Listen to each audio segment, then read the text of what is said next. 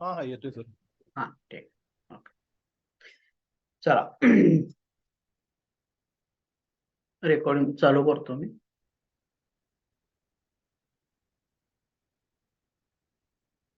Recording in progress. नमस्कार, मी प्राध्यापक खानापुरे. आज आपण या स्टेज हिप्नोटिझम कार्यशाळेच्या चौथ्या दिवशी मी तुमचं स्वागत करतोय. याच्यापूर्वी आपण बघितलेलं आहे की हिप्नोटिझम म्हणजे काय, हिप्नोटिझमचे वेगवेगळे उपयोग कोणते आहेत, आणि त्याच्यानंतर आपण कालच्या व्याख्यानामध्ये आपलं त्राटक म्हणजे काय, त्राटकाचे किती प्रकार आहेत आणि कोणत्या त्राटकाने काय फायदे होणार आहेत याविषयी आपण समजून घेतलेलं आहे. तर आज आपण वक्तृत्व कला या विषयावरती बोलणार आहोत. लक्षात घ्या की स्टेज हिप्नोटिझम कार्यक्रम करणं खूप सोपं आहे. तुम्ही अगदी 40-50 लोकांना स्टेजवरती इझिली हिप्नोटाइज करू शकता आणि इझिली त्यांच्याकडनं तुम्ही कार्यक्रम करून घेऊ शकता. खूप लोकांना मी शिकवलेलं आहे, फार इझी पद्धतीने मी शिकवलेलं आहे आणि कोणीही ते करू शकतं. आता काल मी एक व्हिडिओ टाकलो होतो, एकदम म्हणजे कधीही त्यांनी स्टेजवरती बोललं नाही, त्याला बोलता येत नाही, तर सुद्धा त्यांनी कार्यक्रम केलेला. अगदी मागच्याच बॅच मधला तो विद्यार्थी होता. त्यामुळं कुणालाही करता येतं, परंतु त्याच्यासाठी आपल्याकडे काय असायला पाहिजे, तर एक कला असायला पाहिजे आणि त्याचं नाव आहे वक्तृत्व कला. तुमच्याकडं जर इफेक्टिव्हली भाषण करण्याची क्षमता असेल, तुम्ही व्यवस्थितपणे तुमचे मुद्दे लोकांच्या पर्यंत पोहोचवू शकत असाल, तर मात्र काय होऊ शकतं बघा, तर तुम्ही कोणत्याही स्टेजवरती सहजपणे कार्यक्रम करू शकता. या स्टेज हिप्नोटिझम मध्ये तुम्ही व्यवस्थितपणे यशस्वी होऊ शकता. म्हणून मुळात तुमच्याकडं स्टेज वक्तृत्व कला आहे, स्टेज डेअरिंग आहे, हे जरी असलं तरी की आपण काय करू की थोडक्यात आपण समजून घेऊ की बाबा ही स्टेज भीती म्हणजे काय, स्टेज भीती घालवण्यासाठी आपण काय केलं पाहिजे, आणि त्याच्यानंतर एक चांगलं वक्ता होण्यासाठी आपण आपल्यामध्ये कोणती क्षमता विकसित केला पाहिजे याविषयी आज आणि उद्या असे एक 2 दिवस आपण सगळं समजून घेऊ. तर मित्रांनो, वक्तृत्व कला म्हणजे नेमकं काय, तर वक्तृत्व कला म्हणजे असं की एकाच वेळी एकाने अनेकांच्या पर्यंत पोहोचवलेलं विचार किंवा विचार पोहोचवणे. एक माणूस ऍट ए टाइम की अनेक लोकांच्या पर्यंत जर ते विचार पोहोचवत असतील तर त्याला आपण म्हणतो वक्तृत्व, बरोबर. आणि तो किती इफेक्टिव्हली पोहोचवतो आणि किती त्याला बोलता येतं किंवा किती मांडणी छानपैकी तो करू शकतो, प्रेझेंटेशन स्किल किती उत्कृष्ट आहे, त्याच्यावरती मग पुढं तो सगळं सक्सेस किंवा तो सगळ्या गोष्टी डिपेंड आहे. म्हणून इथं असं म्हणलेलं आहे, वक्तृत्व बद्दल एक वाक्य फार छान आहे. तर आपल्या पूर्वजांनी असं सांगितलेलं आहे, ह्याच्या पूर्वीच्या वक्त्यांनी असं सांगितलेलं आहे की वक्ता दश सहस्त्रेषु. वक्ता दश सहस्त्रेषु म्हणजे काय की तुम्हाला आजूबाजू तुमच्या भरपूर वेगवेगळ्या प्रकारचे लोक भेटतील. तुम्ही जरा जरी हाक मारला तर तुमच्या जवळ अनेक डॉक्टर्स आहेत, अनेक प्राध्यापक आहेत, इंजिनियर आहेत, कलेक्टर सुद्धा तुम्हाला भेटतील, ऑफिसर्स भेटतील किंवा मोठमोठे ऍक्टर्स भेटतील, लेखक आहेत, खेळाडू आहेत, असे भरपूर आहेत ह्या समाजामध्ये. लक्षात घ्या. परंतु एक चांगला वक्ता जो असतो ना, तर तो फार दुर्मिळ असतो. फार दुर्मिळ असतो. म्हणजे तर तो इतका दुर्मिळ असतो की असं म्हणलेलं आहे की वक्ता दश सहस्त्रेषु. वक्ता दश सहस्त्रेषु म्हणजे जेव्हा 10,000 माणसांना तुम्ही एकत्र आणता तर 10,000 पैकी अनेक प्राध्यापक भेटतील, अनेक शिक्षक, अनेक डॉक्टर, अनेक इंजिनियर, पण त्याच्यामध्ये एक चांगला वक्ता म्हणून फक्त एकच माणूस असू शकतो. तुम्ही बघा तुमच्या तुमच्या जिल्ह्यामध्ये बघा की एक चांगले वक्ता म्हणून ना अगदी बोटावर मोजणी इतकीच तुम्ही नाव सांगू शकता. किंवा महाराष्ट्रामध्ये सुद्धा चांगले वक्ते म्हटल्यानंतर आपण बोटावर मोजणी इतकीच आपण नाव सांगू शकतो.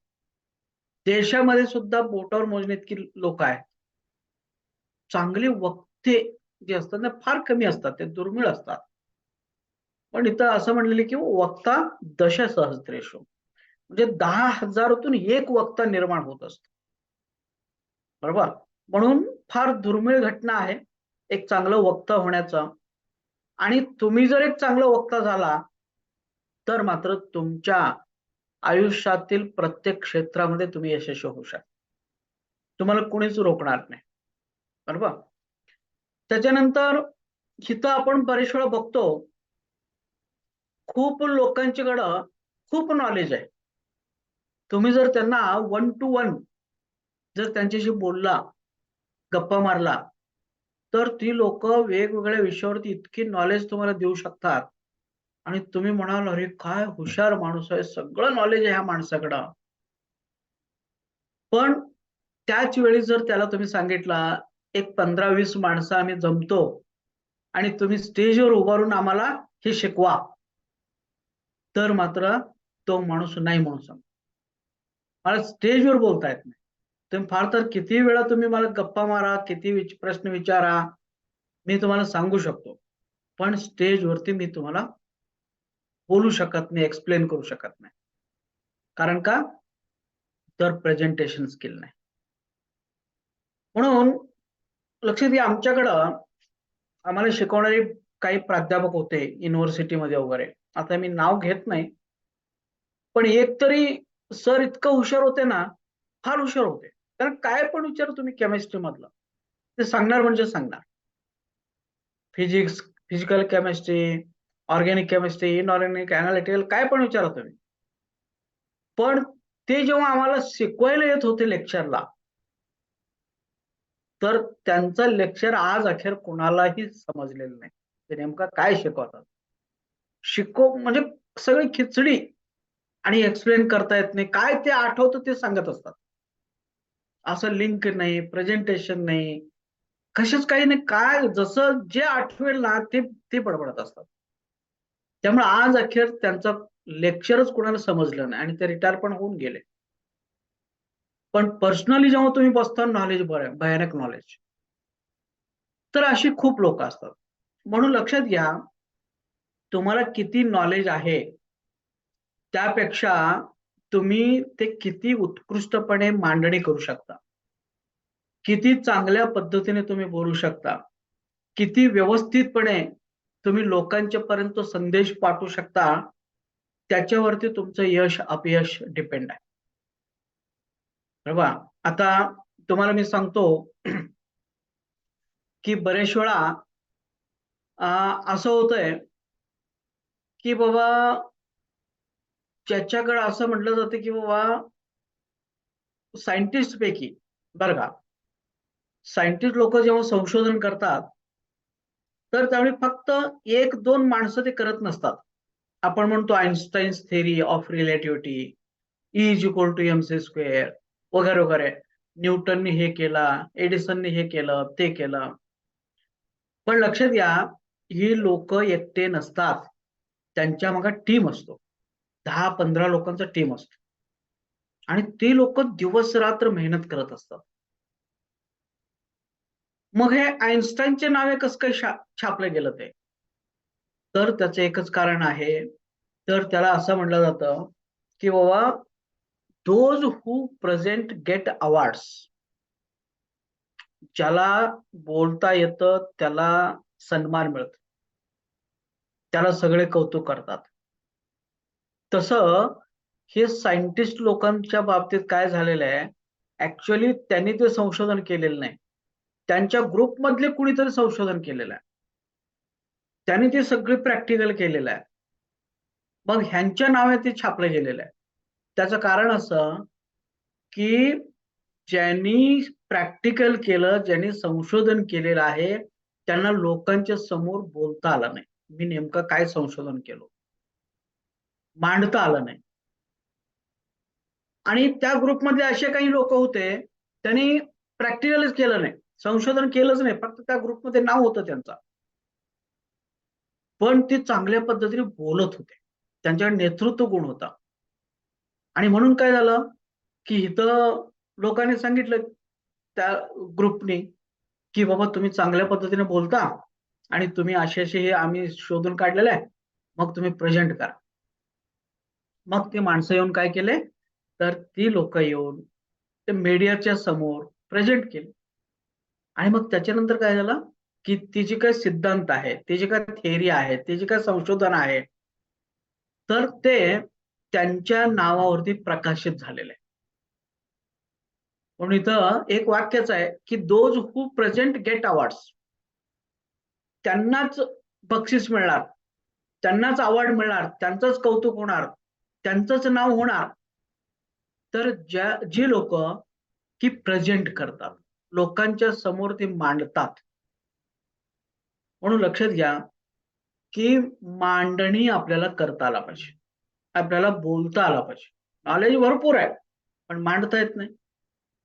नॉलेज प्रचंड आहे पण लोकांच्या समोर स्टेजवर उभा राहून आपल्याला ती एक्सप्लेन करता येत नाही. मग अशा वेळी आपण काय करतो, मागे पडतो. म्हणून कित्येक लोक असे आहेत ना की ते प्रमोशन डावलतात की बाबा शिक्षकापासून मुख्याध्यापक व्हायचं आहे, तर ती म्हणतात आम्हाला मुख्याध्यापक नको. क्लार्क पासून त्यांना बाबा तहसीलदार बनायचं आहे, पण ते म्हणतात तहसीलदार नको. काल परवाचीच घटना बघा, माझ्याकडे एका इथलंच कोल्हापूर जिल्ह्यातल्या एका तहसीलदारचा फोन आला आणि त्यांनी सांगितले की बाबा सर मला तहसीलदारचं प्रमोशन मिळालं पण मला ते नको आहे. मी म्हटलं का का नको आहे?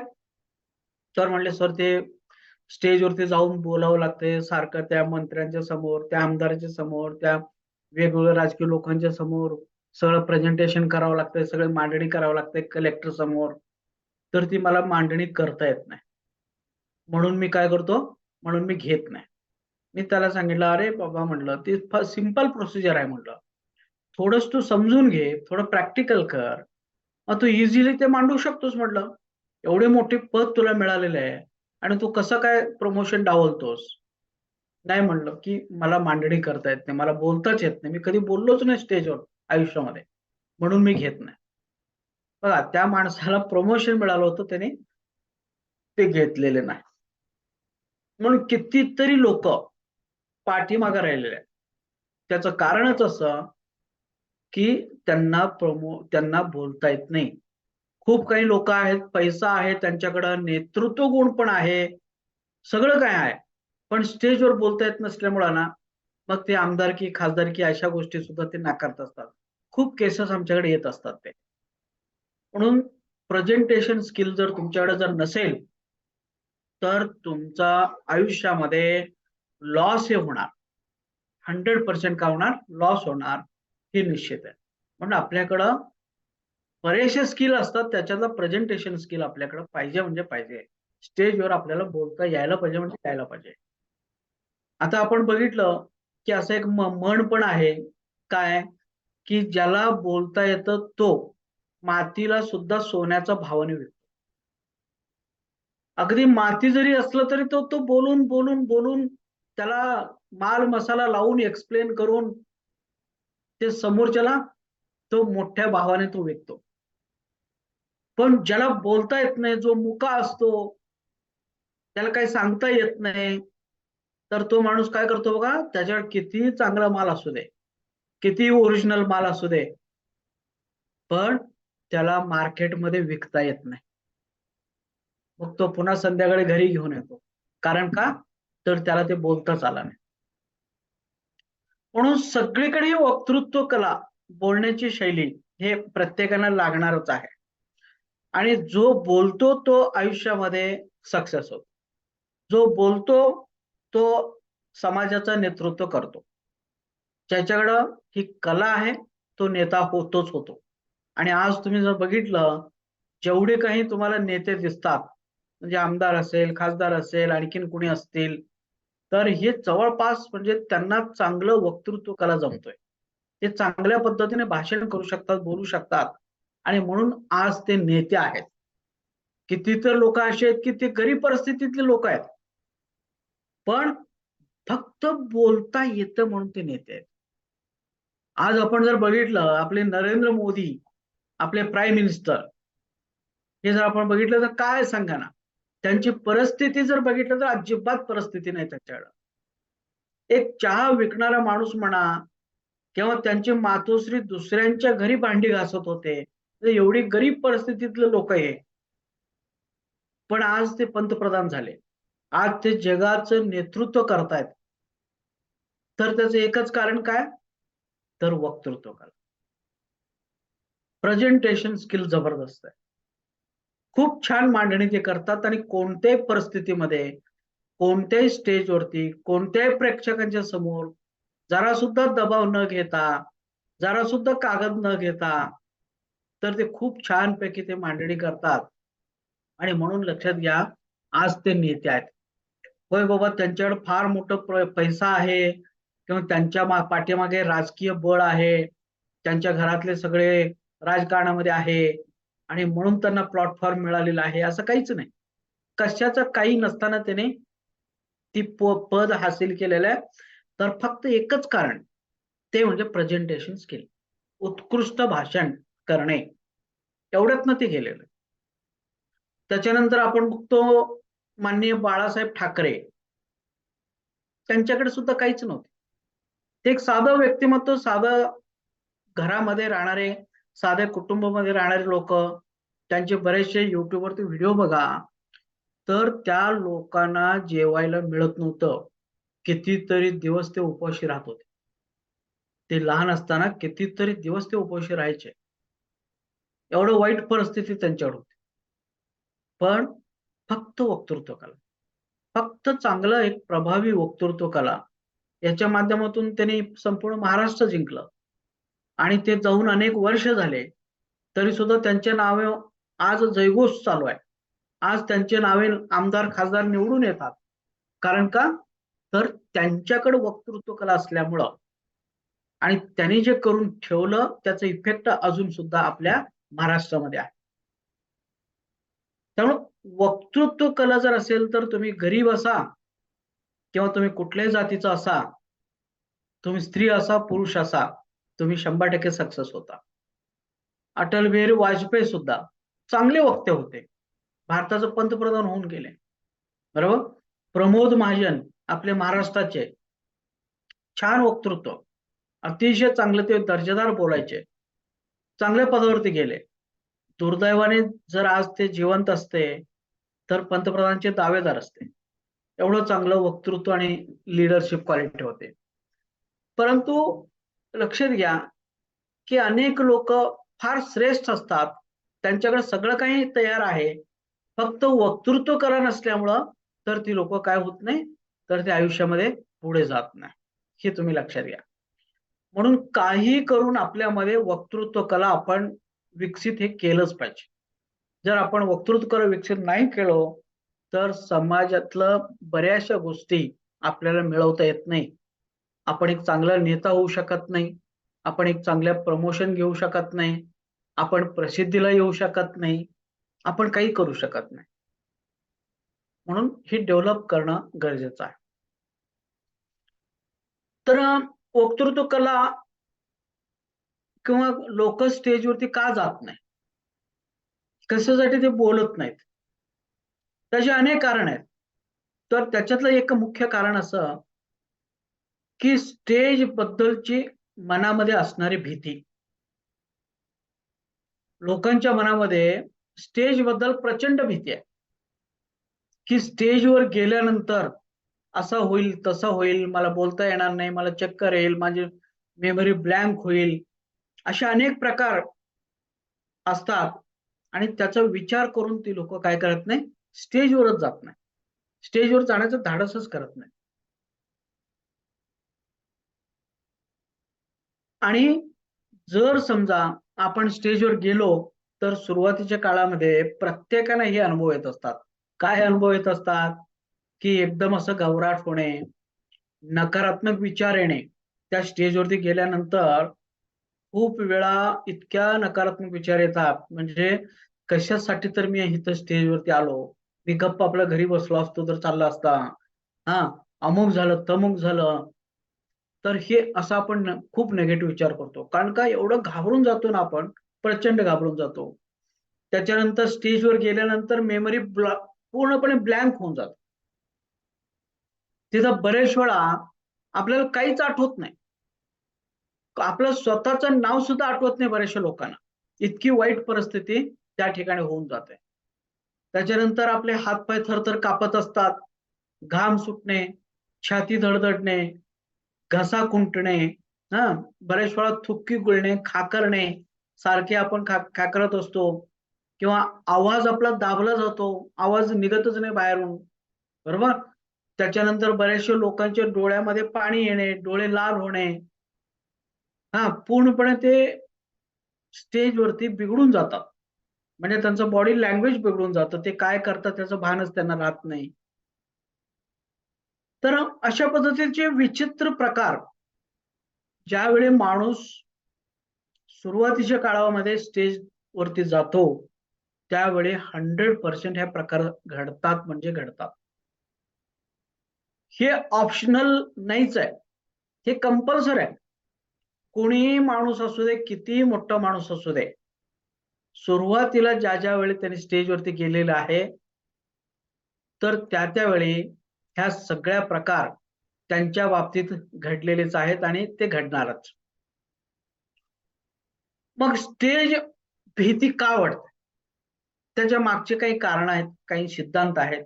ही जर आपण समजून घेतलो, तर स्टेज भीतीवरती मात करायला सोपं जातंय. का भीती वाटते? तर एक असं, की विषयाची अपूर्ण तयारी. तुम्ही लक्षात घ्या, किती हुशार असा, किती मोठे वक्ते पण असा, पण तुम्ही ज्या विषयावरती बोलणार आहे, त्या विषयाची जर तयारी तुमची अपूर्ण असेल, तुम्ही परफेक्ट तयारी केलं नसेल, नेमकं काय बोलायचंय, कशावर बोलायचंय, कोणत्या मुद्द्यांच्यावरती बोलायचंय, ह्याचं जर तुम्हाला नॉलेज नसेल, तुम्ही तयारी केलं नसेल, तर मात्र तुम्ही किती मोठा माणूस असा, तर भीती वाटणार म्हणजे वाटणार. आता आपले पंतप्रधान फार मोठे वक्ते आहेत. जगभर ते भाषण करत फिरतात. पण तुम्ही जर त्यांना एका स्टेजवरती बोलवून, अगदी 10च लोकांच्या समोर जर बोलवून, तुम्ही जर त्यांना म्हटला, की E=mc² वरती बोला, तर ते बोलू शकत नाही. ते सुद्धा घाबरणार. त्यांचे हातपाय सुद्धा थरथर कापणार. त्यांच्या तोंडातनं सुद्धा काही वाक्य फुटणारच नाही. इकडं तिकडं काय तर थातुरमातुर ते बोलल्यासारखं करतील, पण जास्त वेळ ते बोलू शकणार नाही.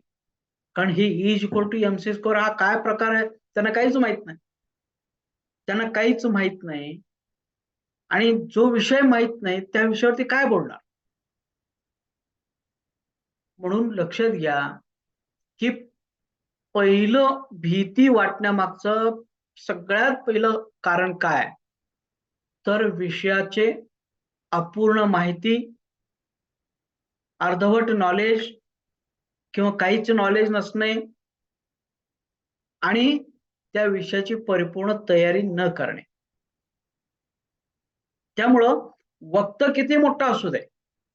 आता तुम्ही जर समजा मला जर हिप्नोटिझमवरती बोला म्हणला, तर हजारो लाखो लोक जरी असलं तरी मी हिप्नोटिझमवरती फार आरामशीर बोलतो. मला कशाची काही भीती वाटणार नाही.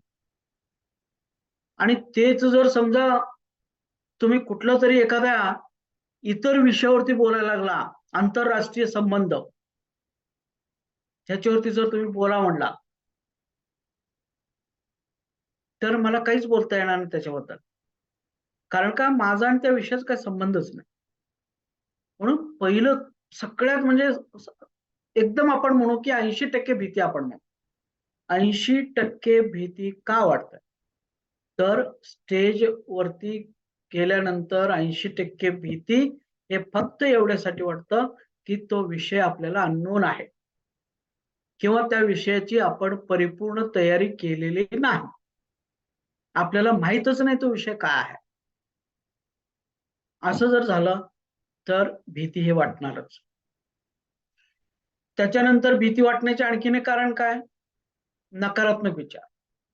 आपण सारखं स्टेजवर जाण्यापूर्वी जे विचार करतो, बाबा मला स्टेजवरती बोलताच येणार नाही, मला आठवणारच नाही, लोक माझ्याकडे बघून हसणार, माझे हात थरथर कापणार, असं आपण वेगवेगळ्या प्रकारचे निगेटिव्ह विचार करतो स्टेजवर जाण्यापूर्वी.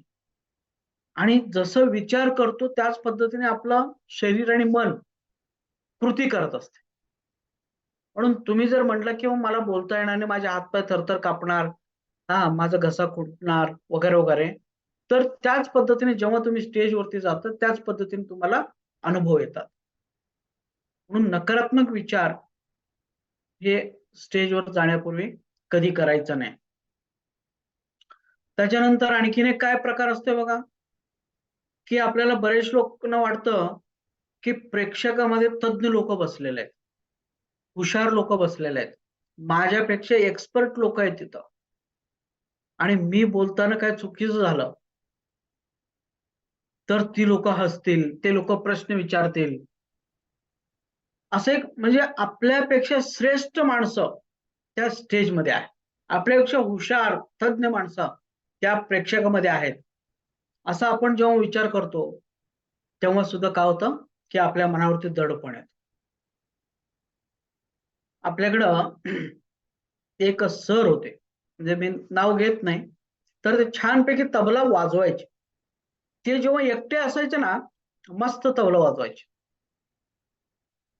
आणि जेव्हा स्टेजवरती परफॉर्मन्स करत होते आणि त्यांचे गुरु वगैरे असायचे, त्यांच्यापेक्षा सिनियर माणसं जेव्हा स्टेजवर बसलेले असायचे, तर तेव्हा मात्र त्यांना काय सुचायचं नाही, त्यांचा हातच चालायचा नाही, तबलाच चालायचं नाही. नंतर मी त्यांना हिप्नोटिझम करून वगैरे ते सगळं घालवलं, पण एकटे असताना ते फार छान वाजवायचे. आणि पब्लिकमध्ये त्यांच्यापेक्षा कोणतरी मोठे जर आजूबाजू बसले असतील किंवा प्रेक्षकमध्ये कोणतरी तज्ञ माणसं बसले असतील तर मात्र त्यांचा हात चालायचा नाही.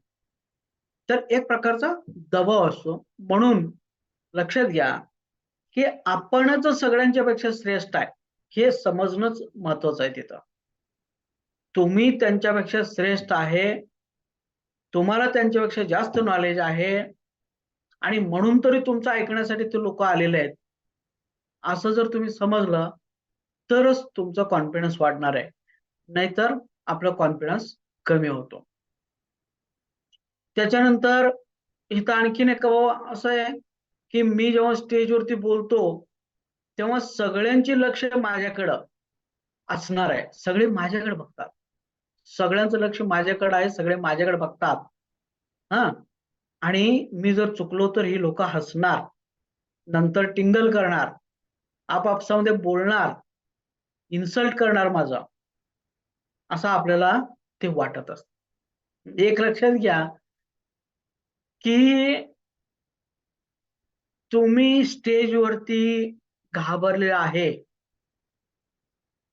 का कॉन्फिडंट आहे ह्याचं पब्लिकला काही देणं घेणं नसतं. कोणीच त्याच्याबद्दल विचारच करत नाही. ते एकच विचार करतात की हा माणूस आलेला आहे आणि हा भाषण करणार आणि जाणार, एवढंच त्यांच्या डोक्यात असतं की बाबा हा माणूस नवीन आहे, ह्या माणसाला नॉलेज कमी आहे किंवा हा माणूस घाबरलेला आहे, बर का. असलं काहीही त्यांना वाटत नाही किंवा ते विचार पण करत नाही. ते फक्त भाषण ऐकायला आलेले असतात, ते ऐकणार आणि जाणार. त्यामुळे प्रेक्षक जरी तुमच्याकडे बघत असले तरी ते तुमच्याबद्दल काही निगेटिव्ह विचार करत नसतात. ते पॉझिटिव्हच एक्सपेक्ट करत असतात. हा माणूस आलेला आहे, तो आता 2-3 तास तो बोलणार, आपल्याला नॉलेज देणार, आपला करमणूक करणार आणि आपल्या आयुष्यामध्ये काहीतरी बदल घडवणार, हेच त्यांच्या डोक्यामध्ये असतं. फक्त आपण घाबरलेलं आहे, हे फक्त आपल्यालाच माहित असतं. बाकी कोणालाही माहित नसतं. त्या स्टेजवरच्या लोकांना माहित नसतं आणि प्रेक्षक मधल्या लोकांना माहित नसतं.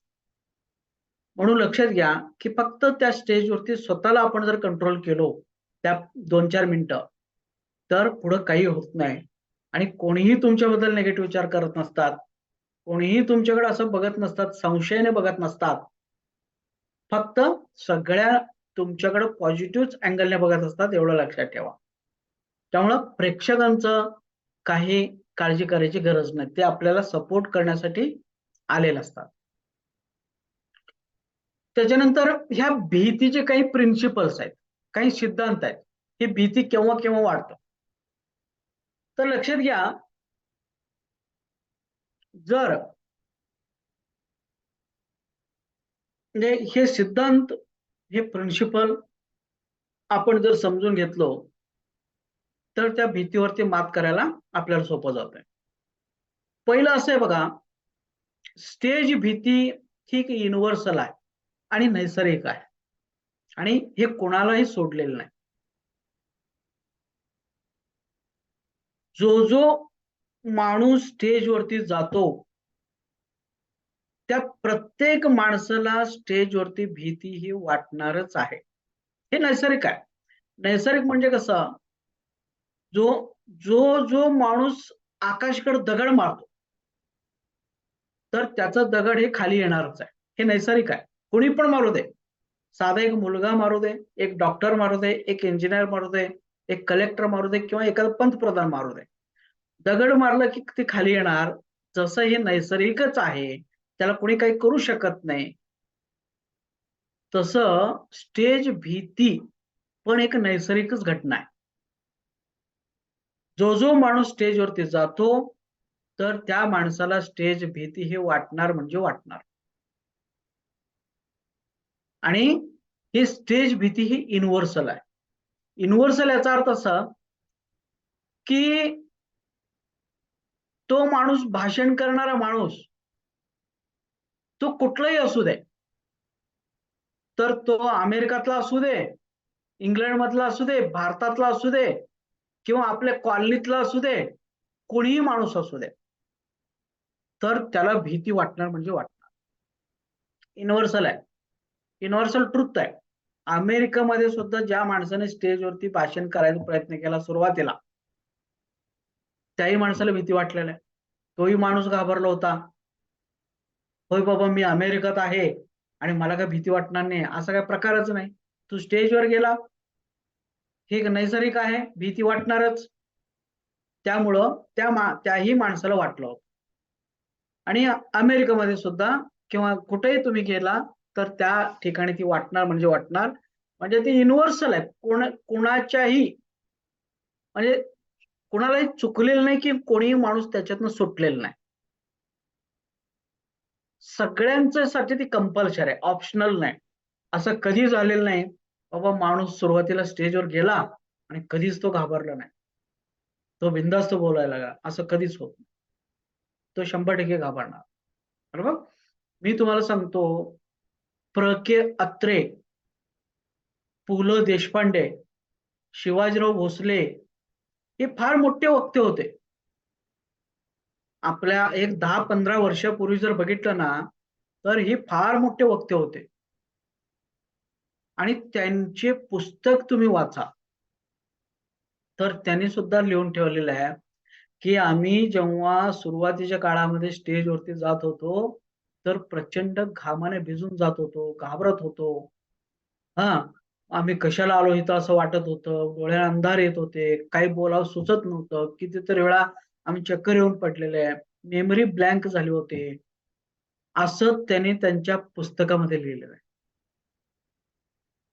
मी स्वतः शिवाजीराव भोसले, प्राध्यापक नंतर ते प्राचार्य झाले. प्राचार्य शिवाजीराव भोसले यांच्या घरी मी गेलो होतो. त्यांच्या कॉलेजवरती मी एक्झामिनर म्हणून गेलो होतो.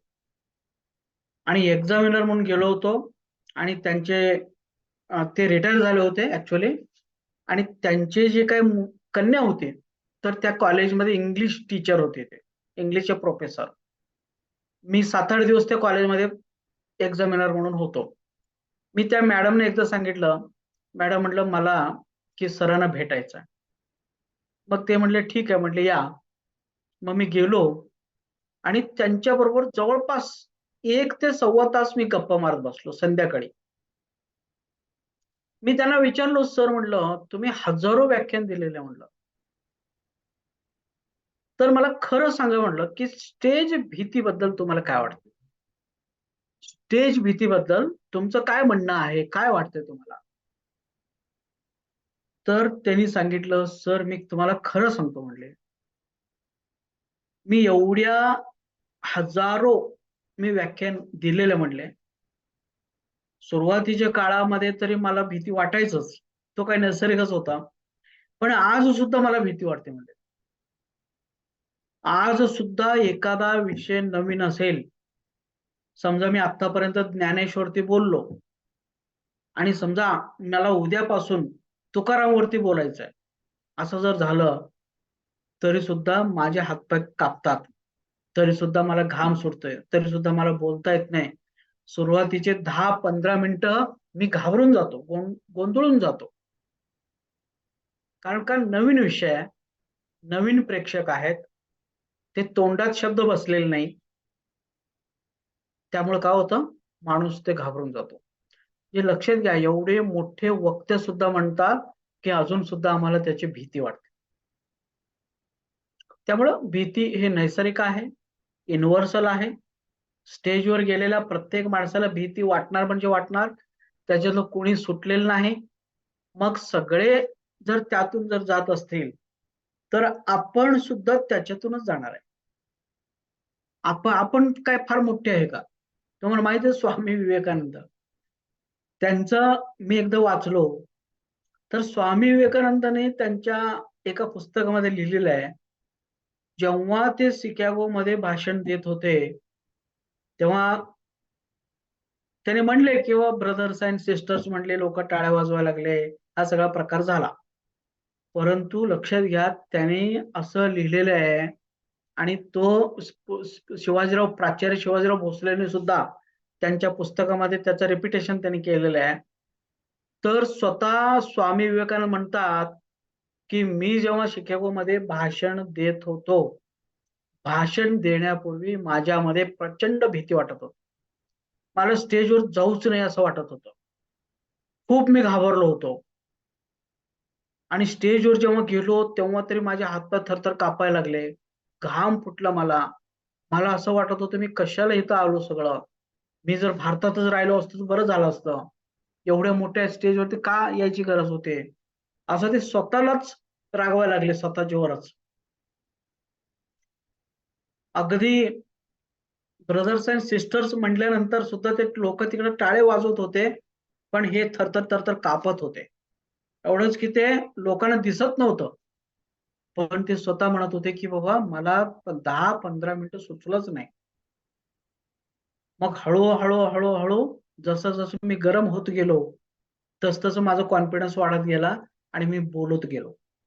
परंतु सुरुवातीचे 10-15 मिनिटं मात्र मी पूर्णपणे अनकॉन्शियस स्टेटमध्ये होतो, पूर्णपणे घाबरलेल्या अवस्थेत होतो आणि मला ते नको वाटत होतं स्टेज. एवढं त्या माणसाने लिहिलेलं आहे. म्हणून स्टेज भीती जी आहे, ही सगळ्यांना वाटणारी भीती आहे आणि कंपल्सरी वाटणार म्हणजे वाटणार आहे. तुम्हाला मी एक सांगतो की बाजी प्रभू त्यांनी गड जिंकले, बरोबर? गड जिंकले, किल्ला जिंकले, खूप शत्रूंना ते मारले, हे सगळं माहित आहे.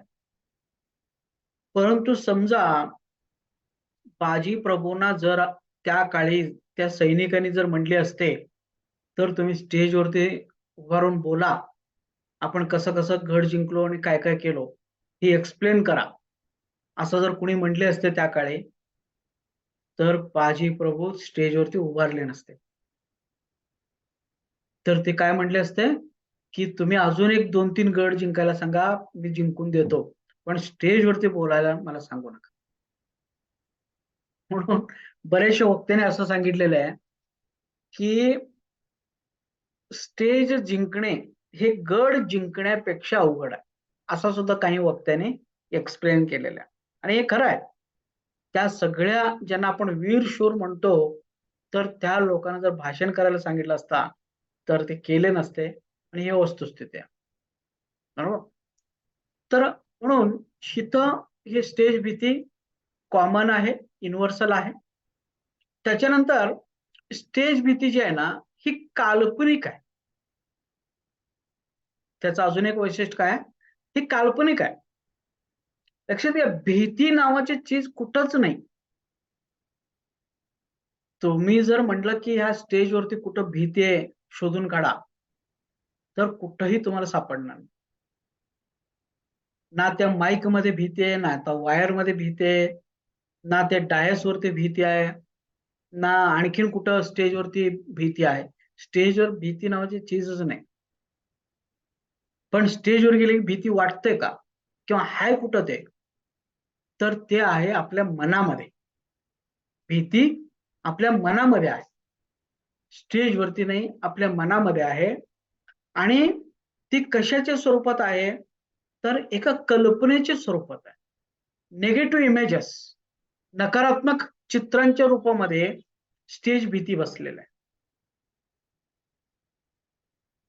म्हणजे की आपण सारखा विचार करतो. काय? की बाबा मी स्टेजवर गेले की असं होणार, तसं होणार, मला बोलता येणार नाही, मी घाबरणार, हां, मेमरी ब्लँक होणार, मी कोसळणार. हां, असं आपण सारखं विचार करतो. आणि ते विचार रिपीट, रिपीट, रिपीट, रिपीट झाले, तर त्या विचारातनं चित्र तयार होतात आपल्या मनपटलावरती. आणि एकदा जर ते चित्र तयार झाले, तर मात्र काय होतं बघा, की त्या चित्राप्रमाणे प्रत्यक्षात घटना घडायला लागतात. तुम्ही तुमच्या मनपटलावरती जसे इमॅजिनेशन करता, असं होईल, तसं होईल, अमुक होईल, तमुक होईल. ज्या पद्धतीने तुम्ही इमॅजिनेशन करता, तर त्याच पद्धतीने काय होतं, की तुमच्या मनपटलावरती निगेटिव्ह चित्र तयार होतात. आणि निगेटिव्ह चित्र एकदा तयार झाले, तर आपला अंतर्मनाचं काम काय आहे? Subconscious mind converts images into reality. तुम्ही जे चित्र पाहता, त्या चित्रांना वास्तवमध्ये रूपांतर करतं. त्या चित्राप्रमाणे प्रत्यक्षात कृती घडवून आणतं. तुम्ही जर म्हणला, की बाबा मी स्टेजवरती गेल्यानंतर माझे हात-पाय थरथर कापणार. असं सारखा विचार केला, तर आतमध्ये चित्र होतात. तुम्ही स्टेजवरती उभारलेले आणि हात-पाय थरथर कापायला लागलेले आहेत. चित्र तयार होतात मनामध्ये. आणि एकदा मनामध्ये चित्र तयार झाले, तर आपलं अंतर्मनाचं काम काय? की त्या चित्राप्रमाणे रिझल्ट देणे. त्या चित्राप्रमाणे प्रत्यक्षात कृती घडवून आणणे. मग आपलं अंतर्मन काय करतं बघा, की तुम्ही जेव्हा प्रत्यक्ष स्टेजवरती जाता, तर त्यावेळी तुमचे हात-पाय थरथर कापायला लावतं. कारण का? तर तुम्ही तसे विचार केलेला आहे. तसे तुम्ही चित्र निर्माण केलेलं आहे. आणि त्या चित्राप्रमाणे ते प्रत्यक्षात कृतीमध्ये कन्व्हर्ट करणे, हे त्याचं अंतर्मनाचं काम आहे. म्हणून ते काय करतं बघा, ते कृतीमध्ये कन्व्हर्ट करतं. आणि मग आपण थरथर, थरथर कापायला लागतो. म्हणून चित्र हे आपल्या कल्पनेमधली एक गोष्ट आहे. आपल्या मनामध्ये आपण निगेटिव्ह कल्पना करतो. कल्पना चित्र उभं राहतो आणि त्या कल्पना चित्रामुळे आपण ते प्रत्यक्षात आपल्याला ते अनुभवायला येतं. म्हणून इथं लक्षात घ्या, की तुम्हाला जर ह्या स्टेज भीतीपासून मुक्त व्हायचं असेल, तर तुमच्या मनपटलावरती सतत तुम्हाला सकारात्मक चित्र उभं करता आला पाहिजे. तुम्ही तुमच्या डोळ्यासमोर वारंवार असं बघितलं पाहिजे, चित्र तयार केलं पाहिजे की तुम्ही स्टेजवरती उभे आहात, अतिशय कॉन्फिडेंटली उभे आहात, सगळ्या प्रेक्षकाकडे स्माइल करत बिनधास्तपणे बघत आहे, खूप छानपैकी तुम्ही बोलत आहे, मस्तपैकी भाषण करत आहे, लोक टाळ्या वाजवतात, आणखीन तुम्ही जोशपूर्वक बोलता, कॉन्फिडेंटली बोलता, जबरदस्त बोलता, लोकांना तुमच्या बोलण्यातनं मंत्रमुग्ध करता. अशा पद्धतीने तुम्ही मनामध्ये वारंवार कल्पना केला पाहिजे. आणि त्या कल्पनेतनं काय होतं, की आपल्यातलं एकतर स्टेज भीती निघून जाते आणि प्लस काय होतं, तर आपल्यामध्ये एक पॉझिटिव्ह म्हणजे एक जबरदस्त वक्तृत्व कला डेव्हलप होतो. एक चांगलं वक्ता आपण बनतो. म्हणून इमॅजिनेशनमुळं, कल्पनेमुळं तुम्ही एक चांगले वक्ते होऊ शकता. म्हणून सतत व्हिज्युअलायझेशन करा, पॉझिटिव्ह व्हिज्युअलायझेशन करा आणि ते कसं करायचं वगैरे आपण ते नंतर बघू. परंतु तुम्ही जर सतत निगेटिव्ह विचार केला, निगेटिव्ह चित्र निर्माण केला, तर मात्र काय होईल, तर तुम्ही कधीही स्टेजवरती जाऊ शकत नाही. त्यामुळं वारंवार तुम्ही मनपटलावरती पॉझिटिव्ह चित्र निर्माण केलं पाहिजे, हे तुम्ही लक्षात घ्या. त्याच्यानंतर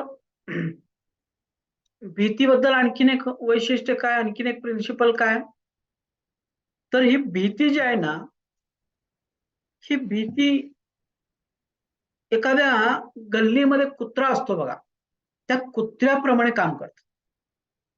ते कुत्र्याची वैशिष्ट्य काय असते बघा, त्या कुत्र्याचं वैशिष्ट्य असं असतंय ना,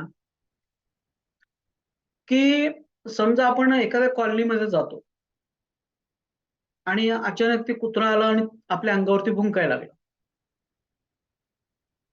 मग तिथं 2-3 घटना घडतात. एक, आपण आहे तिथं उभा राहतो. नसेल, आपण त्याला हाकलतो. नसेल, आपण पळ काढतो. हे 3 घटनापैकी एक कुठलं तरी आपण करतो. आणि आपण जसं करतो तसं ते कुत्रं रिस्पॉन्स देत असतं. समजा तुम्ही काय केला, तुम्ही आहेत तसं जागेला उभा राहिला. पण ते कुत्रं पण जिथं होतं ना तिथंच उभारून भुंकणार. ते पुढे येत नाही किंवा मागे जात नाही. जिथं भुंकायला सुरू केलं होतं तिथंच ते उभा राहणार आणि भुंकायला लागणार. आणि जर समजा तुम्ही त्याच्यावरती आक्रमण केला, तुम्ही त्याला मारायला गेला किंवा त्याच्या पुढे गेला, मग ते मागं सरकतं. ते थांबत नाही तिथं. ते मागं सरकत जातं. मागं सरकत भुंकायला लागतंय. आणि जर तुम्ही घाबरून पळायला लागला, तर मात्र सोडत नाही. आपल्याला पाठलं करतं. प्रचंड पाठलं करतं. असे कुत्र्यासारखी हे काय आहे, तर भीतीचा सिद्धांत आहे. डॉग थेअरी म्हणजे तुम्ही जर समजा मला भीती वाटते म्हणून जर तुम्ही स्टेजवर गेलंच नाही आयुष्यभर, तर स्टेज पण तिथं राहील आणि तुमच्या भीती पण इथंच राहील. तुम्ही पण घरात राहाल. तुम्ही कधीही स्टेजवरती भाषण करू शकणार नाही.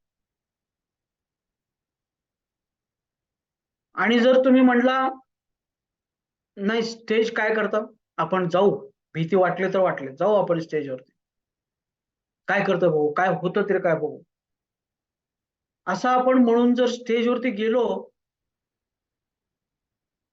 आणि स्टेजवर जाऊन बोलायला लागलो, तर तुमच्या लक्षात येईल, अरे बाबा भीतीच नाही नाहीशी झालेलं आहे. भीती निघूनच गेलेलं आहे. मला वाटत होतं भीती वाटेल मला, पण भीतीच काही वाटत नाही मला.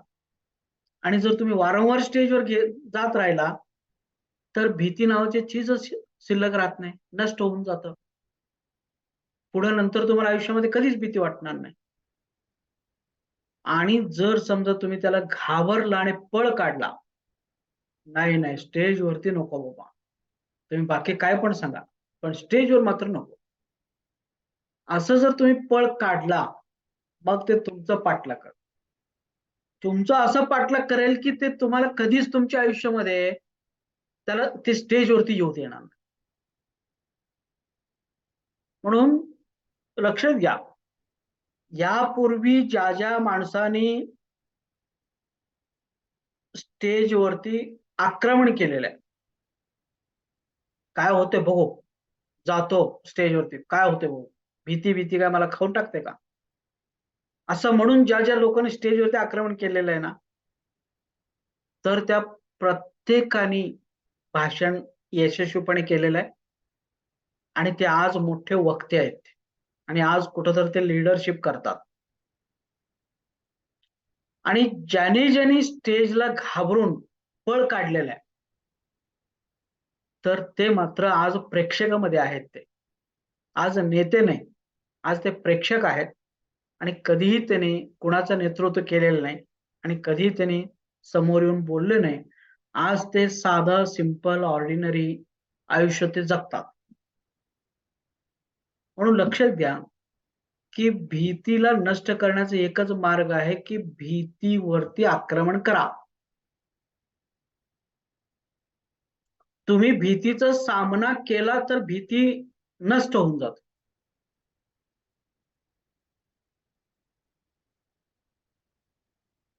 The only way to kill the fear is to face it. भीतीला नष्ट करायचं असेल तर फक्त त्याचा सामना करा. 2, 3, 4, 5 वेळा तुम्ही स्टेजवरती जावा. एवढं जर तुम्ही केला, मग नंतर मग स्टेज भीती नावाची चीजच राहत नाही. नंतर आपल्याला असं सवय पडते, की बाबा कधी मला भाषण करायची संधी मिळेल, कधी मी एकदा स्टेजवरती जाऊ, कधी मी एकदा बोलू. असं आपल्याला म्हणजे आपण म्हणतो ना, तंबाखू खाणाऱ्या माणसाला तंबाखू खाल्ल्याशिवाय बेचैन होतंय, चैन पडत नाही त्याला. संध्याकाळी झाले की दारू पिणाऱ्या माणसाला दारू प्यावंच असं वाटणार. तसं एकदा तुम्ही स्टेजवरती जाऊन त्या स्टेजची चव जर बघितलं तुम्ही, मग तुम्हाला वारंवार वाटायला लागणार, कुठं संधी मिळेल तिथं आपण माईक हातात घ्यायचे आणि भाषण करायचे. एक सवयीमध्ये रूपांतर होत, एक आवडीमध्ये रूपांतर होत. पण तुम्ही घाबरला मात्र तुम्ही कधीही स्टेजवरती जाऊ शकत नाही. आणि तिथून पुढे मात्र तुम्ही फक्त एक ऑर्डिनरी आयुष्यच तुम्ही जगू शकता. फार मोठे यश तुम्हाला तुमच्या आयुष्यामध्ये मिळणार नाही. हे तुम्ही लक्षात घ्या. मला मी एक सांगतो, की मी पब्लिक टॉक बरं का, मी पब्लिक टॉक इथं कोल्हापूरमध्ये सामान्य हॉल म्हणून आहे, उद्यमनगरमध्ये. तिथं पहिल्यांदा मी एक पब्लिक टॉक घेतला होता. आमची काही मुलं म्हटले, "सर तुम्ही एवढं हिप्नोटिझमचा चांगला कार्यक्रम करता आणि आम्हाला पण शिकवा." मी म्हटलं, "ठीक आहे, शिकवतो." त्यांना शिकवलं. त्यांनी 7च दिवसामध्ये हिप्नोटिझमचे कार्यक्रम करायला शिकले आणि कार्यक्रम करायला लागले. आणि नंतर ती मुलं आले, 7-8 मुलं होते. आले, "सर," म्हटले, "तुम्ही एवढं चांगलं आम्हाला हिप्नोटिझम शिकवलं," म्हटले. "आम्ही 7च दिवसावर शिकलो आणि आता कार्यक्रम करायला लागलो. मग तुम्ही लोकांना का शिकवत नाही? कोल्हापूरमध्ये का शिकवत नाही?" मी त्यावेळी इथं एक वाळवा म्हणून गाव आहे, वाळवा, त्या ठिकाणी राहतो. मग मी म्हटलं, "अरे," म्हटलं, "मला स्टेजवरती बोलता येत नाही," म्हटलं, "आणि कसं शिकवणार," म्हटलं, "लोकांना." "नाही, नाही सर," म्हटले, "आम्ही आहे, तुम्ही चला," म्हटले. मग लक्षात घ्या, त्या मुलाने सगळी जाहिरात त्यानेच दिली, स्टेज बुक त्याने केले, पब्लिक टॉक त्याने ठेवला होता माझा 3 ते 6 असं. आणि सगळं झालं आणि जायची वेळ आली. एवढं म्हणजे सकाळपासून मी एवढा घाबरलो होतो. काय करायचं आणि कसं बोलायचं आणि काय बोलायचं? आपण कधीही स्टेजवरती एवढं मोठं बोललो नाही. हा सगळा प्रकार होता. म्हणजे मला असं वाटायला लागलं, मी कशासाठी इथं आलो? आणि मी कितीतरी वेळा उलट्या केलो. तिथं जाण्यापूर्वी कितीतरी वेळा उलट्या झाल्या मला.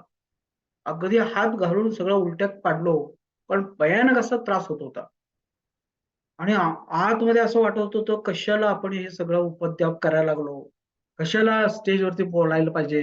उगीच आपल्या घरी बसलो असतं चाललं असतं. असं तसं मी मला रागवायला लागलो. पण पेपरमध्ये जाहिरात दिल्यामुळं लोक जमले होते, त्यामुळं नाईलाज होतं. पण मी गेलो. मी गेलो, सुरुवातीची 5-10 मिनिटं घाबरलो. पण लक्षात घ्या, त्या काळी लोकांना हिप्नोटिझम म्हणजे काय काहीच माहित नव्हतं. काहीच माहित नव्हतं. बघा ती कधीची साल 98 किंवा 99 ची साल. काहीच माहित नव्हतं लोकांना. मग मी गेलो आणि भीती वाटतच होती. पण मोडक्या तोडक्या भाषेमध्ये काय काय मी बोललो आणि लोक टाळ्या वाजवायला लागले. मग अशातनच मग बोलत बोलत गेलो, 3 तास मी बोललो. लोकांना लय आवडलं ते.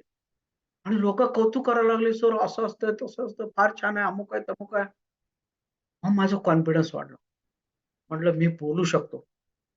आणि तिथून पुढे मी सांगतो, एवढ्या स्टेजवरती मी बोललो, एवढे मी हिप्नोटिझमची कार्यशाळा घेतलेल्या आहे, एवढ्या मी लोकांना हिप्नोटिझम शिकवलो, आणि आज मी या स्टेजला आहे. तुम्ही महाराष्ट्रातल्या कुठल्याही कोपऱ्यामध्ये जावा, तिथं माझा विद्यार्थी भेटतो तुम्हाला. कारण का? तर त्या दिवशी मी जबरदस्तीने त्या हॉलमध्ये गेलो. भीती वाटली तर वाटली, बघू काय होतंय, असं म्हणून मी गेलो. मोडक्या तोडक्या भाषेत का अशाने मी बोललो आणि ते लोकांना आवडलं. माझा कॉन्फिडन्स वाढला आणि मग मी पुन्हा अनेक स्टेजवरती मी भाषण केलो आणि म्हणून मी आज इथं आहे. जर त्यावेळी मी जर पळ काढलो असतो, मी जर म्हणलो असतो नको रे नको, मला काय बोलता येत नाही आणि जायला नको तिकडं, असं जर म्हणून मी पळ काढलो असतो ना, आज खानापुरे हा नाव कुठेही तुम्हाला दिसला नसतं. पण त्या मुलांच्या मुळं मी थोडाफार डेअरिंग केलो आणि म्हणून मी आज कोणत्याही स्टेजवरती बोलू शकतो आणि बोललेला आहे. आणि त्याच्यातनं अनेक विद्यार्थ्यांना मी तयार केले. म्हणून लक्षात घ्या, आक्रमण जर तुम्ही केला तर 100% तुम्ही सक्सेस होता. होता म्हणजे होता. काय पहिल्या वेळी भीती वाटेल, दुसऱ्या वेळी वाटेल, तिसऱ्या वेळी वाटेल, पण शेवटी कुठं तर ती भीतीला जायला पाहिजे ना. भीती कुठं तरी निघून जाणार ना. अरे हा माणूस आपल्याला घाबरतच नाही, किंमतच देत नाही. आता किंमत देत नसेल तर मग कशाला थांबेल ते? निघून जाईल ते. त्यामुळे किती वेळा भीती वाटू दे, आपण जायचं म्हणजे जायचं. आणि तुमच्या लक्षात येईल की एक 4-5 वेळा आपण स्टेजवरती गेलो, तर तिथून पुढे भीती नावाची चीज शिल्लकच राहत नाही. आणि जर तुम्ही पळ काढला, तर मात्र तुम्हाला मी सांगितल्याप्रमाणे आयुष्यामध्ये तुम्हाला काहीही यशस्वी म्हणजे अचीव्ह करता येणार नाही. तुम्ही साधा प्रमोशन घेऊ शकत नाही. साधं तुमच्या कॉलनीमधले नेतृत्व तुम्ही करू शकत नाही. साधं तुम्हाला कशाचं काहीच जमणार नाही. म्हणून लक्षात घ्या, की स्टेज जी काही भीती आहे ते घालवणं महत्वाचं आहे. स्टेजवरती जाणं महत्वाचं आहे. मगच तुम्ही हिप्नोटिझमचा कार्यक्रम तर सोडूनच द्या. पण तुमच्या आयुष्यातली प्रत्येक क्षणाला ही उपयोगी पडणारी टेक्निक आहे, कला आहे. त्यामुळे वक्तृत्व कला सगळ्यांनी स्वतःहून जाणीवपूर्वक वेळ देऊन, परिश्रम करून ते डेव्हलप हे केलंच पाहिजे. तुम्ही एकदा जर डेव्हलप केला तुमच्यामध्ये ही कला, तर मात्र तुम्ही आयुष्यभर उपवाशी कधीच पडू शकणार नाही. आयुष्यभर तुम्ही यशस्वी आणि मान, सन्मान, प्रतिष्ठा याच्याने तुम्ही आयुष्य जगू शकता. हे लक्षात घ्या. त्याच्यानंतर भीतीचे आणखीन एक वैशिष्ट्य काय? तर भीती जी आहे, ही भीती कृती करण्यापूर्वी वाटत असते. कोणती भीती असू दे. अगदी तुम्ही भाषण करण्याची भीती असू दे, ड्रायव्हिंग करण्याची भीती असू दे, पोहण्याची भीती असू दे किंवा काहीही असू दे. तर ती फक्त त्याची इंटेन्सिटी कधी जास्त असते माहिती आहे का? तर ती काम करण्यापूर्वी इंटेन्सिटी जास्त असते. तुम्ही प्रत्यक्षात जेव्हा काम करायला लागता, तेव्हा मात्र ती भीती नष्ट होते.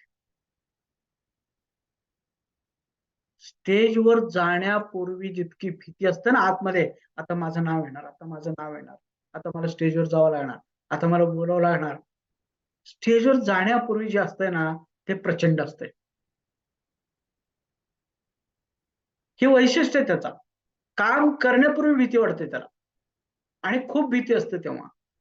आणि जेव्हा तुम्ही प्रत्यक्ष काम करायला लागता तेव्हा ती भीती हळूहळू नाहीशी होते आणि ती भीती टेम्पररी असते आणि काहीच मिनिटामध्ये ती निघून जाते. अगदी तुम्ही समजा 5-10 मिनिटं जर तुम्ही त्या स्टेजवरती काढला, निघून जात आहे, नंतर येत नाही ते. पूर्ण स्टेज तुमचा होऊन जातो. फक्त सुरुवातीचे 5-10 मिनिटच ती भीती असते आणि त्यातल्या त्यात जास्त भीती कधी आपला नंबर येण्यापूर्वी, आपण स्टेजवर जाण्यापूर्वी, आपलं नाव पुकारण्यापूर्वी ही जास्त भीती असते. आणि एकदा आपण गेलो तर भीती हळूहळू कमी होते, हे तुम्ही लक्षात घ्या. आणि म्हणून तुम्ही बिनधास्त राहा. भीती ही टेम्पररी आहे, हे काय जास्त काळ टिकत नाही. आणि भीती जी आहे, हे भीती आत्ताच मला वाटतंय, पण स्टेजवरती गेल्यानंतर ही भीती कुठं पळेल माहित सुद्धा नाही. ते पळून जातं, लांब पळून जातं. एवढं तुम्ही नेहमी लक्षात ठेवा. मगच तुम्ही स्टेजवरती जाऊ शकता. ओके. पण एकदा स्टेजवर तुम्ही गेला तर ही भीती निघून जाते.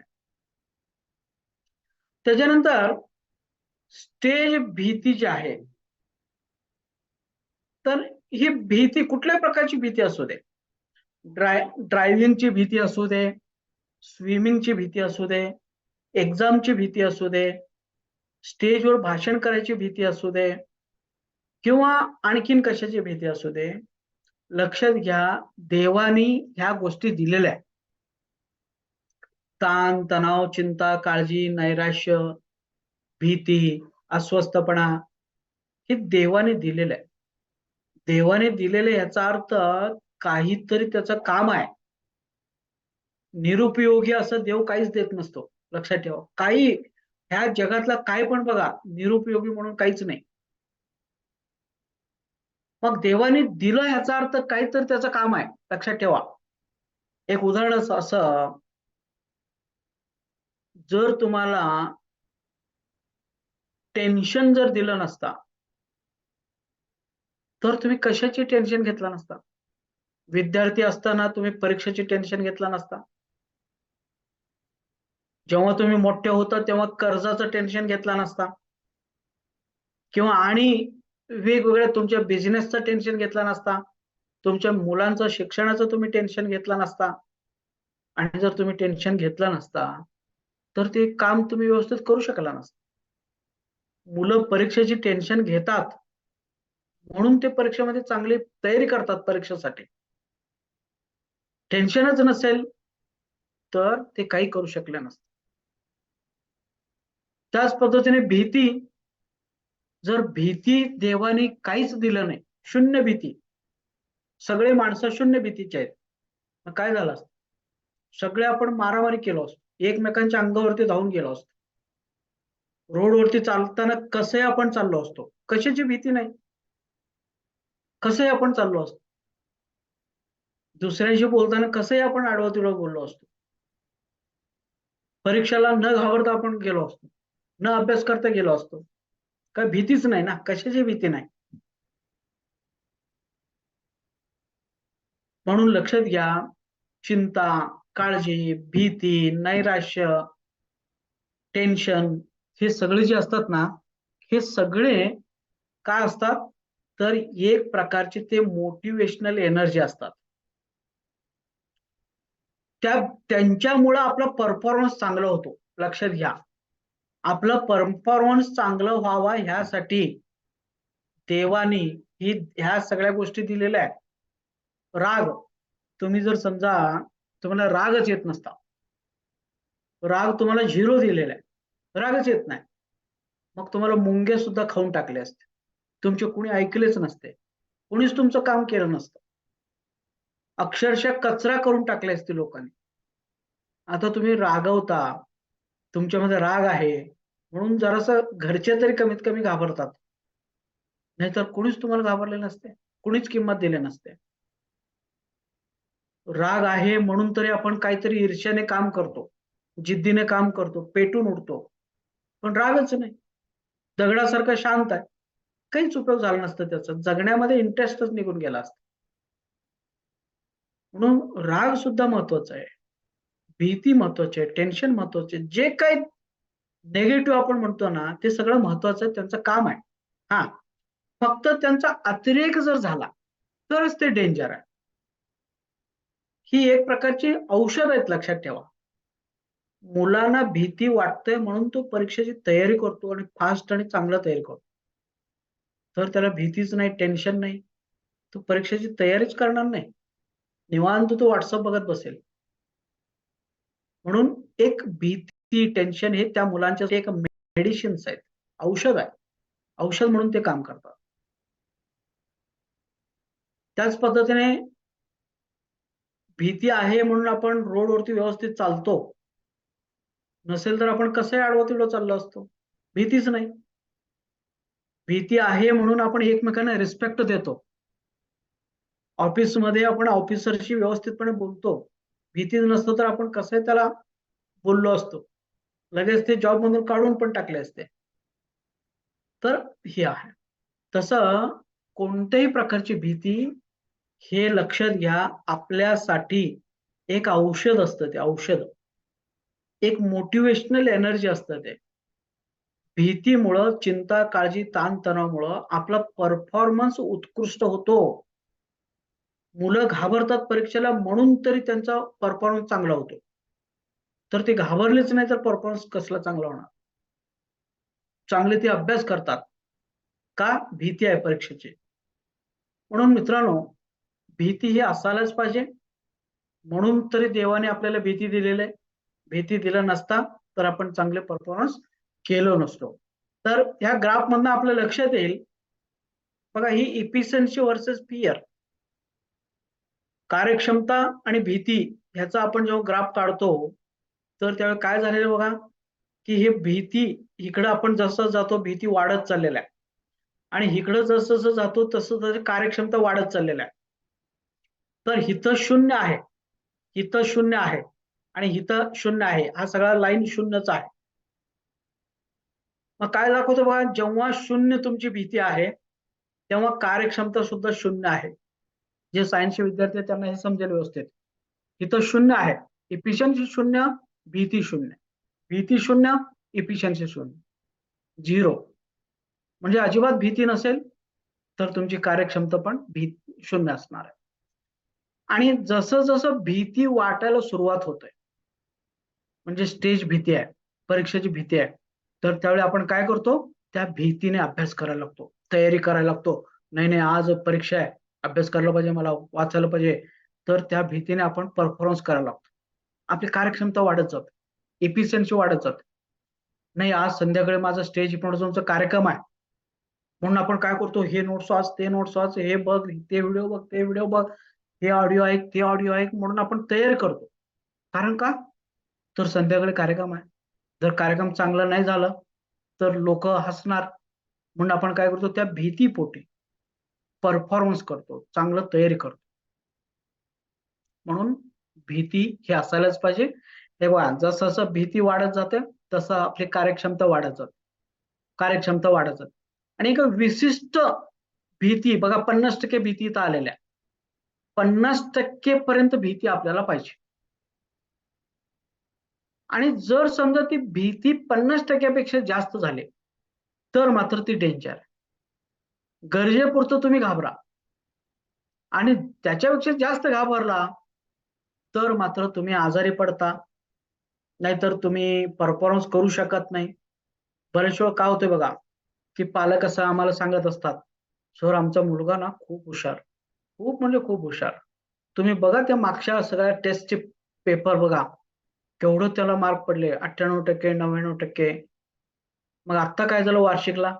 तो आजारी पडला हो, अचानक आजारी पडला. काय झालं काय माहीत? अचानक आजारी पडला." तर आजारी का पडतात ही मुलं? तर अति टेन्शन, अति भीती. जेव्हा अतिरेक होतो, कशाचाही होऊ द्या, अति तिथं माती ज्याला म्हणतो ना, तर त्या पद्धतीने भीती जर अतिरेक झाला, टेन्शन अतिरेक झाला, राग अतिरेक झाला, ताणतणाव अतिरेक झाला, चिंता काळजी अतिरेक आपण केलो, तर मात्र त्याचा इफेक्ट आपल्या मनावरती, शरीरावरती, आपल्या जीवनावरती, आपल्या आजूबाजूच्या लोकांच्या वरती ते होणार म्हणजे होणार. म्हणून आपल्याला भीती तर पाहिजेच आहे, परंतु तो अतिरेक भीती नको. जितकं भीती वाढत जाणार आहे सुरुवातीच्या काळामध्ये, तितकं आपलं परफॉर्मन्स, कार्यक्षमता वाढत जाणार आहे. आपण उत्कृष्ट भाषण करणार आहे, तयारी करणार आहे. आणि त्याच्यानंतर जर समजा त्या लिमिटेड भीतीपेक्षा जर जास्त भीती वाढत गेली, तर मात्र आपली इफिशियन्सी पुन्हा कमी कमी कमी कमी कमी होत जाणार आहे. आणि नंतर मात्र काय होतं, आपली इफिशियन्सी शून्य होऊन जाते. पण हे बघा, इकडं भीती भीती वाढत वाढत वाढत वाढत गेलेल्या आहे, अति वाढलेल्या आहे हितं. आणि हितं अति वाढल्यामुळं इफिशियन्सी काय झालं, शून्य झालेलं आहे. 800 लोकांना हा ग्राफ समजणार नाही, पण जे सायन्सचे विद्यार्थी आहेत त्यांच्या लक्षात येईल, शून्य झालेलं आहे. म्हणून शून्य भीती, अतिरेक भीती, ह्या दोन्हीमुळे आपल्या कार्यक्षमता झिरो होतो. त्यामुळं शून्य पण भीती चालणार नाही आणि अतिरेक पण भीती चालणार नाही. तर भीती किती पाहिजे, ऑप्टिमम भीती पाहिजे, 50% भीती पाहिजे. 50% भीतीमध्ये आपण मस्तपैकी काम करतो. ओके. तर ही भीती मला अजिबातच नको असं म्हणणं पूर्णपणे चुकीचं आहे. कारण त्या भीतीमुळं काहीतरी चांगलं घडणार आहे, काहीतरी पॉझिटिव्ह घडणार आहे, हे तुम्ही लक्षात घ्या. आयुष्यामध्ये ताण तणाव, चिंता, काळजी हे आहे म्हणून तरी आपण यशस्वी आहोत. हे जर अजिबात नसते तर आज आपण यशस्वी नसतो, लक्षात ठेवा. म्हणून त्यांचं तुम्ही स्वागत करा. फक्त अतिरेक कुठल्याही गोष्टींचं करू देऊ नका. अतिरेक केला तर त्याचा परिणाम विपरीत होतात. एवढंच ह्यातून तुम्हाला शिकायचं आहे. तर भीती घालवण्याचे जे वेगवेगळे टेक्निक आहेत, तर त्या टेक्निक आपण टोटली ह्या 3 दिवसामध्ये हा मुद्दा एक्सप्लेन आपण करू. उद्या आपण काय करू, भीती घालण्याची टेक्निक, आणि ते टेक्निक मी तुमच्याकडनं करून घेतो. त्यासाठी आपल्याला 1.5 ते 2 तास जाणारच आहे. ती टेक्निक आपण व्यवस्थितपणे समजून घेऊ, करून घेऊ. आणि त्यानंतर तिसऱ्या दिवशी एक चांगलं वक्ता होण्यासाठी आपली तयारी कशी असायला पाहिजे, आपण नेमकं प्रिपरेशन कसं केलं पाहिजे, लक्षात कसे ठेवायला पाहिजे, वगैरे वगैरे, हे ज्या गोष्टी आहेत, एक चांगलं वक्तृत्वाचे किंवा एक चांगला वक्ता होण्यासाठीची जी क्वालिटीज आहेत, तर ते क्वालिटी बद्दल आपण तिसऱ्या दिवशी बघू. ओके. तर आपण इथं थांबू, कारण ही जर मी बोलत राहिलो तर पुन्हा जवळपास 1.5 ते 2 तास जाईल आणि तो पुन्हा अर्धवट राहील. तर आता आपण थांबू, एक 10 मिनिटं तुमचे प्रश्नोत्तर घेऊ. ओके. ज्यांना प्रश्न विचारायचा आहे त्यांनी माईक ऑन करा आणि त्या पद्धतीने तुम्ही विचारा.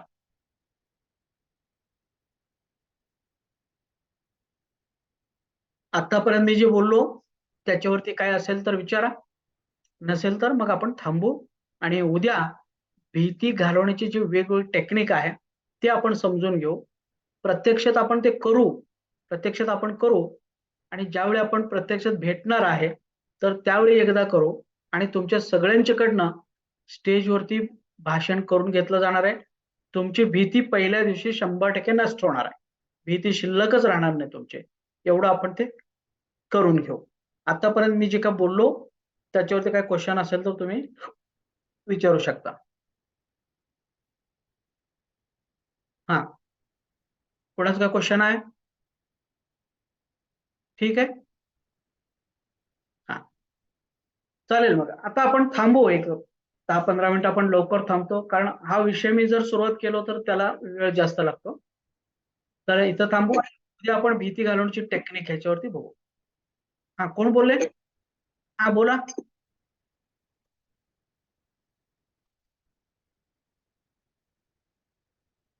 हा, आपण काय करू, आपण एक तर तुम्ही मला सांगा की वो काय करायचं. कारण आता माझी थोडंसं काय झालं, मी इंटरनल एक्झामिनर म्हणून माझी नियुक्ती केलेली आहे, सिनियर सुपरवायझर म्हणून. तर 1 तारखेपासून 11 तारखेपर्यंत परीक्षा चालू आहे कंटिन्यू. त्यामुळे 1 तारखे ते 11 तारखेपर्यंत मला रजाच मिळणार नाही, अशी एक परिस्थिती झालेली आहे. ओके.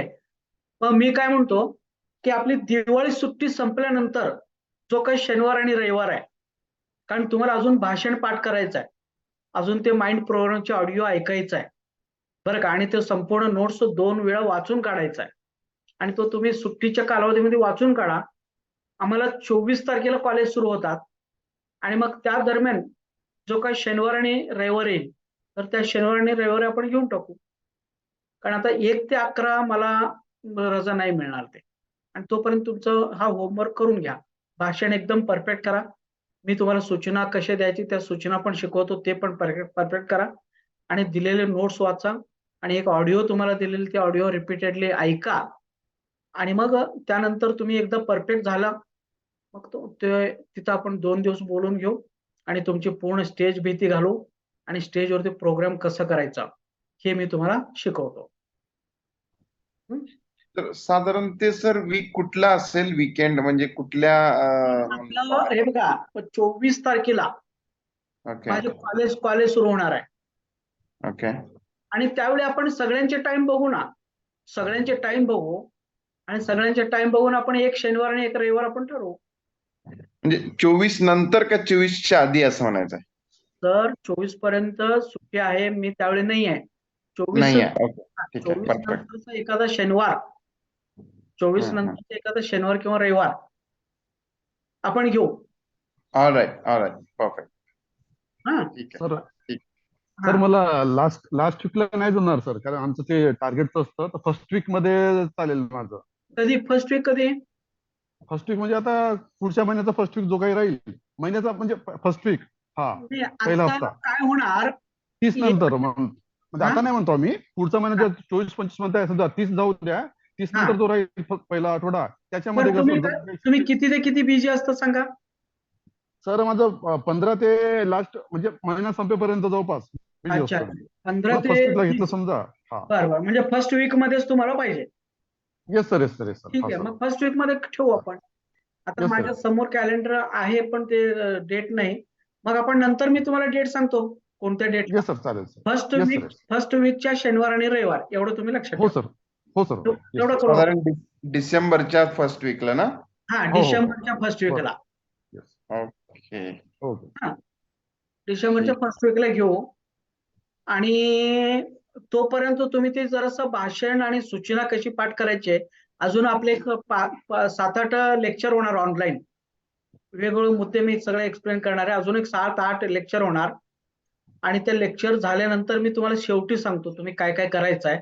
आणि तोपर्यंत तुम्ही तेवढा करा आणि मग डिसेंबरच्या फर्स्ट वीक मध्ये शनिवार आणि रविवार जो येईल त्यावरती आपण डायरेक्ट भेटू. Yes sir. सर माझा प्रॉब्लेम आहे सर. हा सर हा सर कोण? सर मला सर 2 तारखेचा प्रॉब्लेम होतोय. फर्स्ट वीकला 2 ह्याला किती शनिवार किती आहे? शनिवार रविवार दोन. कुठला आहे? 2 तारीख आणि 3 तारीख येतोय. डिसेंबर ना? हा, डिसेंबर की नोव्हेंबर बोलतात ते? नाही, आता ऑक्टोबर चालू आहे. ऑक्टोबर तर संपलेलेच आहे. हा, काय नोव्हेंबर मध्ये घेऊ शकत नाही. ओके. हा, डिसेंबर मध्ये बघा. डिसेंबरला मला 2 आणि 9 ला मी बिझी आहे. 2 आणि शनिवार रविवार. बरं, मला एक सांगा, तुम्हाला सोमवारी चालतो का? सोमवारी 3-4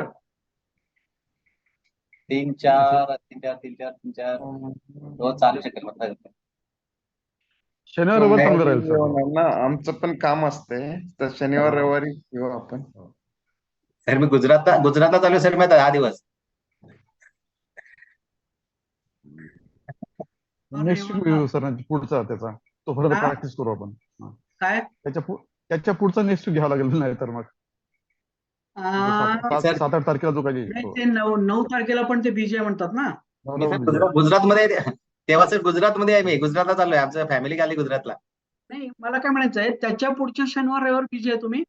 हो, 2 म्हणजे 4 पासून 16ला जमेल. 16-17 बघा. 16-17 जमेल. 16-17ला ह्याचा प्रॉब्लेम आहे ना. हो सर, माझं ते रिक्वायर्ड असतं. तुम्हाला 16-17 चालेल का हो? बघा जरा. आता जे म्हटले ते. तर 16-17 माझं पण बिझी आहे शेड्यूल. नाही, तसं ते होणारच नाही हो. एखादं कोणाला तर ऍडजस्टमेंट करायलाच पाहिजे ना. म्हणजे फर्स्ट वीकचं एकदा सर मी गुजरातमध्ये तेव्हा त्यावेळी गुजरातमध्ये आहे. गुजरात झालं. बरं, तसं नाही, 15 ते 30 म्हणजे लयच मोठंच काय हे झालं होते. हो सर, लांब होतं सर ते. हा नाही, 15 ते 30 म्हणजे खूप मोठं तुम्ही स्पॅन सांगितला मला. 1-2 दिवस ठीक आहे, आपण कुठेतरी ऍडजस्टमेंट करू शकतो. सर मी नोव्हेंबर 11-12 दिवाळी ते तर हे पण चालते ना, 1 आणि 2 चालते ना, डिसेंबरचा फर्स्ट म्हणजे हा, पहिला आणि 1-2 चालते ना, किंवा हा, 2-3. 1-2 घेऊया का मग? मध्ये नाही मॅम, मला एकदम सर तुम्ही नाही का त्यावेळी? आम्ही नाही आता. 1 तारखेपासून 15-13 तारखेपर्यंत मी नाही आहे. 1 ते 13. बरं ठीक आहे, त्याच्यावरती आपण नंतर डिस्कशन करू. चालेल, ठीक. हा, नंतर अजून वेळ आपल्याला नंतर चालेल. डिस्कशन आपण. हा, तुमचे टाइम टेबल इकडे तिकडे बदलले वगैरे तर एका दिवस तुम्ही ऍडजस्टमेंट करा आणि आपण कारण रेकॉर्डिंग व्हायला लागलं ना हे सगळं आपलं बोलणं. हा बापरे, ते बंद करा. ठीक आहे, ठीक आहे, ओके. चला. आपण ठीक आहे, आपण नंतर आपण भेटू. इथं आपण थांबू. उद्या उद्या आपण वेगळ्या विषयावरती ओके बोलू. सर, ठीक थँक्यू आहे. हा, ठीक. Thank you. हा.